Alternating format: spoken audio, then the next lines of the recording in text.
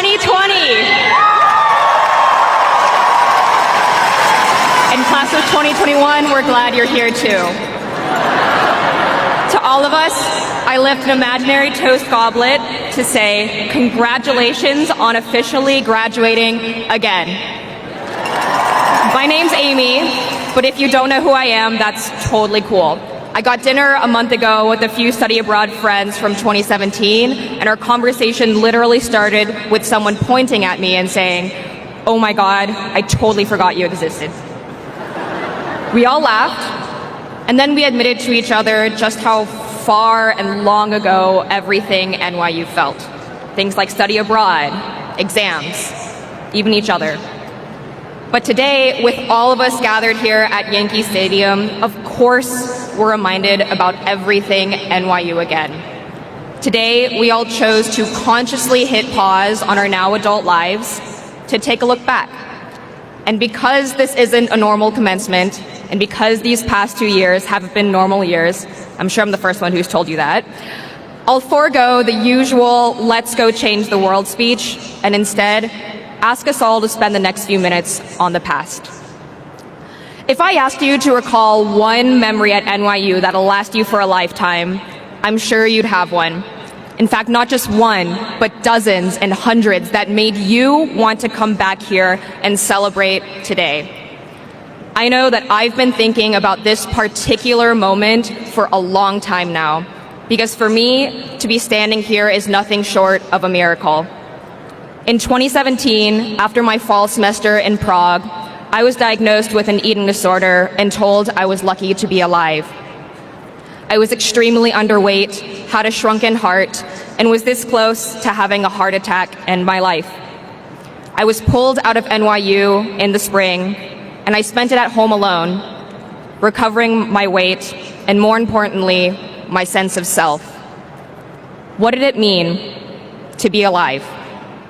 To live a life truly worth living. And when I returned, I felt acutely aware that I was lucky to be able to do the smallest things, like walk in the city, see a friend, even go to class. I knew I had been granted a second chance at life, so damn it, I was going to make it worthwhile. And then, thank you.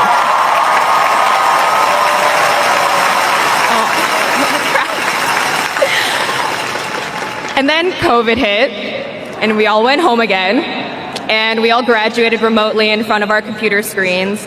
And then it wasn't just me, but all of us who had to think about or rethink what we really wanted out of life. In my case, I moved to Taiwan. I went to go teach English under a Fulbright scholarship, and everything was really good for a couple of months. And then last April, I almost lost my life for the second time in a freak train accident. 2 of my friends, including my roommate at the time, were not as lucky. Now, I'm telling this story not to evoke pity or to make you sad, I promise. I'm telling it because I bet every single one of us sitting here or standing here has experienced loss or grief or sacrifice in some way over the last few years. And in spite of it all, we are here today with our friends and family, and we are very much alive.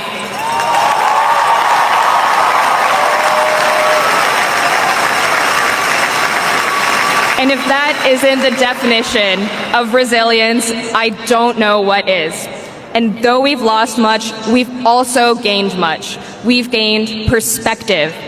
We've gained patience for our others and also for ourselves. And we've gained a collective sense of how precious life really is. Near-death experience or not, we've all had to grapple with the meaning of life these past few years. And at the wise old age of 23, I think I found the answer. For me, the meaning of life is twofold. One, it's about enjoying the passage of time. It's about looking forward, yes, but it's also about looking back, like we are today, and just appreciate every single beautiful moment that we've been able to collect in this short amount of time we call one life. And the second part is recognizing just how short life can be. If nothing else, COVID taught us this. So, class of 2020, if there's just one thing you take away from this speech today, it's that you matter. Your life matters. Your time matters.